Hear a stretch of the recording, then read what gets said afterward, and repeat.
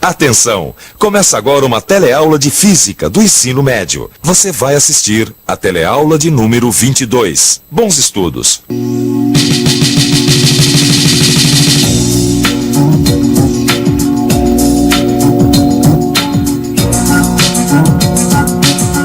A gente já aprendeu sobre os movimentos com a mecânica. Agora, você vai conhecer os principais conceitos da termodinâmica.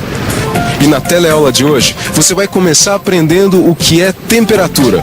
Vai aprender sobre a dilatação de líquidos e sólidos. E vai conhecer mais sobre o funcionamento do termômetro, suas escalas e unidades.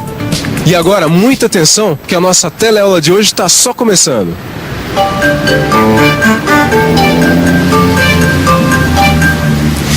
Como será que está a temperatura do dia hoje?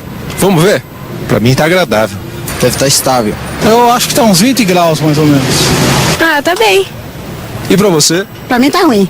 Quando a gente fala a palavra temperatura, a gente compreende essa palavra, mesmo sem nunca ter estudado. Isso acontece porque a temperatura está relacionada ao fato do dia estar quente ou frio. Mas será que é só em relação à previsão do tempo que a temperatura afeta a nossa vida diária?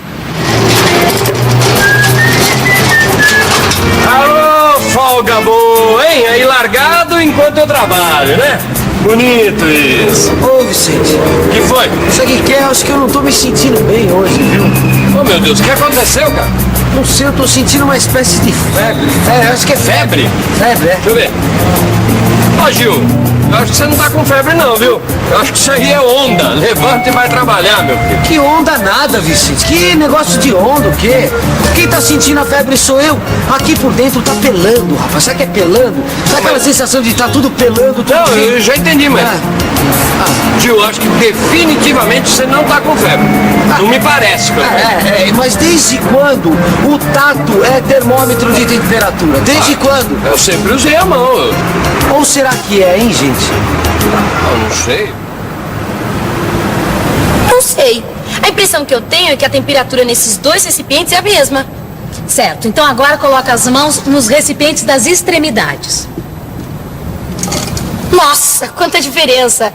Esse aqui a água tá bem mais fria e esse aqui a água tá bem mais quente. Claro, porque nesse recipiente foram colocados pedras de gelo na água. E esse aqui a água foi aquecida, certo? Então agora coloca as mãos de novo nos recipientes do meio e me diz qual é a sensação.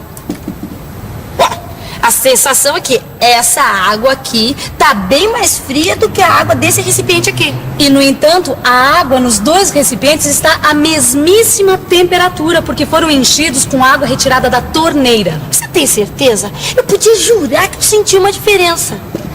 É por isso que o tato não é um bom instrumento para se medir temperaturas. Com ele a gente pode fazer comparações, mas às vezes ele nos engana, como a gente acabou de ver. Ah, e tem outra coisa importante nessa experiência. Depois de um certo tempo, a água contida nestes 4 recipientes estará à mesma temperatura. E quando isso acontecer, a gente vai poder dizer que eles estão em equilíbrio térmico. Tudo bem. Mas se o tato, como você mesma disse, não é um bom instrumento para medir temperaturas, então se eu quiser fazer uma medida, eu preciso utilizar um termômetro?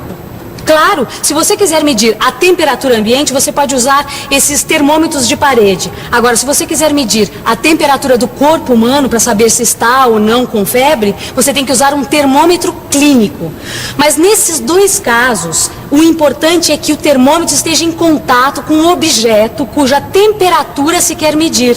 E é preciso esperar alguns minutos para que seja atingido o equilíbrio térmico.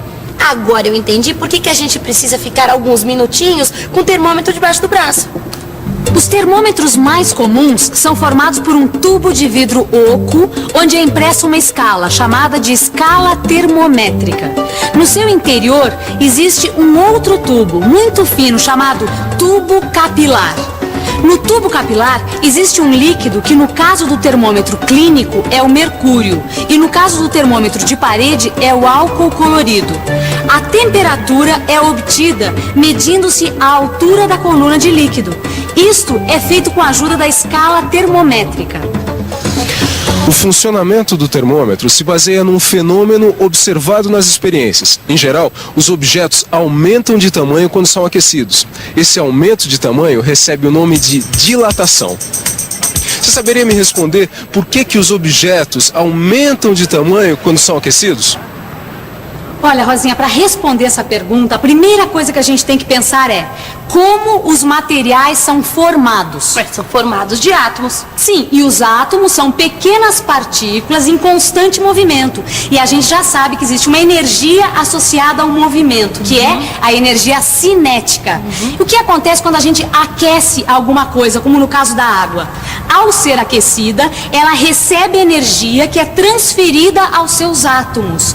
Ganhando energia, os átomos passam a se mover mais e mais depressa. O que você pode deduzir daí? Bom, que a temperatura de um objeto está relacionada ao movimento de seus átomos. Sim, aí nós temos um fato importante, que é a temperatura de um objeto é uma grandeza que está relacionada com o movimento de seus átomos. E tendo mais energia, o que acontece com os átomos? Bom, eles se afastam um dos outros e a distância média entre eles é maior. Ah, é por isso então que os objetos aumentam de tamanho. Aí nós temos uma definição muito importante. Olha só, dilatação é o aumento do tamanho de um objeto quando aquecido, em consequência do aumento da distância média dos átomos que o formam. E como é que a gente pode calcular a dilatação de um objeto? Bom, vamos pensar um pouco. Vamos pensar um pouco. Deixa eu imaginar um material. Ah, já sei. A barra de ferro de um trilho de trem. Vamos supor que essa barra tenha inicialmente um tamanho L0. Eu já sei também que quando esta barra é aquecida pelo sol, suas dimensões vão aumentar. Isto é, aumenta o seu comprimento, a sua largura e a sua altura. E como o comprimento é a maior das dimensões, vou analisar a sua variação. As experiências mostram que a variação do comprimento ΔL é diretamente proporcional à variação da temperatura ΔT e ao comprimento inicial. Isso, agora eu já tenho como expressar isso matematicamente. Assim eu posso escrever que a variação do comprimento vai ser igual ao produto do comprimento inicial, da variação da temperatura e de alfa, que é uma constante de proporcionalidade. Que constante é essa? É chamada de coeficiente de dilatação linear e depende do tipo de material que forma o objeto. Gil, meu querido Gil, aqui está a solução para o nosso problema. Agora nós vamos saber se você está ou não com febre. E desde quando você é farmacêutico? Eu não sou farmacêutico, meu querido, mas de termômetro eu entendo tudo. Entendo. Olha aqui, com licença, não me leve a mal. Isto. Agora nós vamos botar o termômetro embaixo do seu braço e aguardar uns instantes. Sabe para quê? Para que seja atingido o equilíbrio térmico entre o seu corpo e o termômetro. Tá certo. E quando isso acontecer, ele vai indicar exatamente essa temperatura. E sabe por quê? Porque aqui dentro do termômetro, dentro de um pequeno capilar, existe um líquido que vai se dilatar. Então, como você já viu, a variação da altura da coluna é diretamente proporcional à variação da temperatura. Exatamente. E como o corpo está mais quente, então ele lhe oferece calor, tá certo? Aí o que vai acontecer? O mercúrio vai aumentar a sua temperatura, vai dilatar até que então... vai ser atingido o equilíbrio térmico, como eu estava falando. E aí nós vamos saber se você está ou não com febre. Agora, vamos lá ver então. Não. Mais um pouquinho. O fato das dimensões variarem linearmente com a temperatura é que permite a construção desses termômetros. Quando a gente mede uma temperatura, o que a gente está fazendo na realidade é comparando a altura da coluna do líquido com uma escala. E é por isso que a escala é muito importante. A escala de temperatura adotada em quase todos os países do mundo, inclusive no Brasil, é chamada escala Celsius, em homenagem ao sueco Anders Celsius que a inventou. A escala Celsius utiliza como padrão a temperatura da água. Para se construir essa escala é necessário, em primeiro lugar, definir dois pontos, o inferior e o superior. Inicialmente, coloca-se o termômetro numa mistura de água e gelo e aguarda-se que seja atingido o equilíbrio térmico.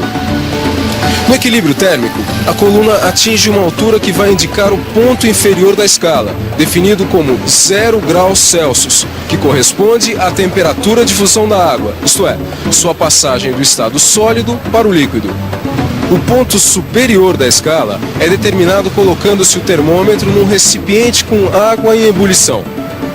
Novamente, aguarda-se até que seja atingido o equilíbrio térmico e a coluna pare de subir, indicando assim o outro ponto importante da escala, o ponto superior, definido como 100 graus Celsius, que corresponde à temperatura de ebulição da água.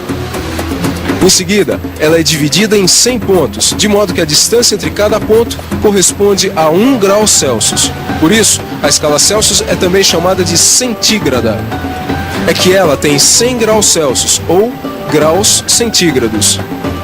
Saberia me responder qual é a temperatura normal do corpo humano? Eu acho que é 36 graus. 36 graus Celsius, é isso? 36 graus centígrados. Eu acho que deve variar em torno de 36 graus, é isso? Nossa, rapaz, já que estranho. Que foi? Tá marcando 100 graus aqui. Que 100 graus? Você tá louco? doido? Se Você tivesse acha- com 100 graus, você 100 tava graus. frito, rapaz. Deixa eu ver aqui. Não, mas eu tô quase. Ah, não, tá Sim, explicado, mas- tá explicado. É que esse termômetro aqui, ele não tá na escala Celsius. Ah, é? É. E como é que você sabe? Ah, porque aqui, olha, em vez do símbolo C de Celsius, aqui tem o símbolo F, tá vendo? Grau F, ó aqui, ó. Agora, grau F? O que é isso?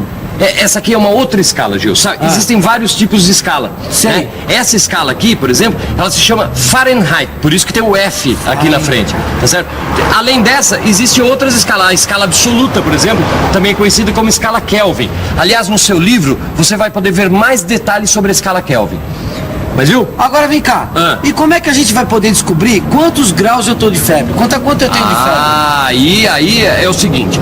Nós já sabemos que na escala Fahrenheit você está com 100 graus, tá certo? tá. Agora, para saber se você está com febre ou não, a gente precisa saber a sua temperatura na escala Celsius, concorda? Então o que a gente vai ter que fazer? Vai ter que fazer uma correspondência entre as duas escalas. E é importante a gente lembrar que essas duas escalas, elas foram obtidas a partir do ponto de fusão e de ebulição da água, para determinar os pontos inferior e superior das duas escalas, compreende? Entendi. Assim, estabelecer a correspondência entre a temperatura Fahrenheit e Celsius é simples.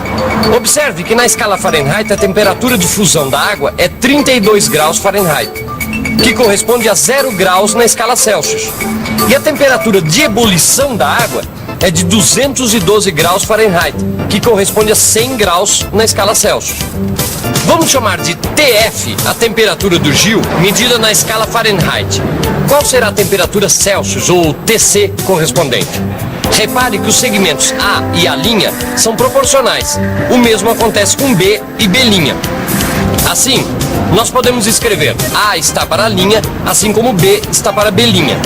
Agora, basta substituir os valores de A, A', B e B' para encontrar a expressão que relaciona as temperaturas medidas nessas escalas. Observe que A é igual a TC menos 0, A' é igual a TF menos 32, B é igual a 100 menos 0 e B' é igual a 212 menos 32. Bom, Gil, agora que a gente já sabe a sua temperatura na escala Fahrenheit, é só substituir esse valor na expressão que a gente aprendeu, tá certo? Segura aqui que agora eu vou usar a calculadora.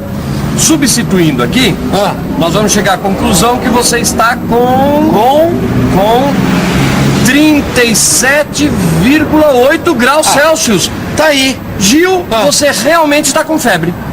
Eu falei, rapaz, que eu tava com febre, tá tudo pelando aqui dentro. Agora tá dando para acreditar. Mas, gente, depois de tanto cálculo, que tá fervendo a minha cabeça, o que vocês acham de uma boa revisão para refrescar as ideias? Hein? Isso é uma boa. Até lá, hein, gente. Até a próxima. E atenção, se liga aí que é hora da revisão.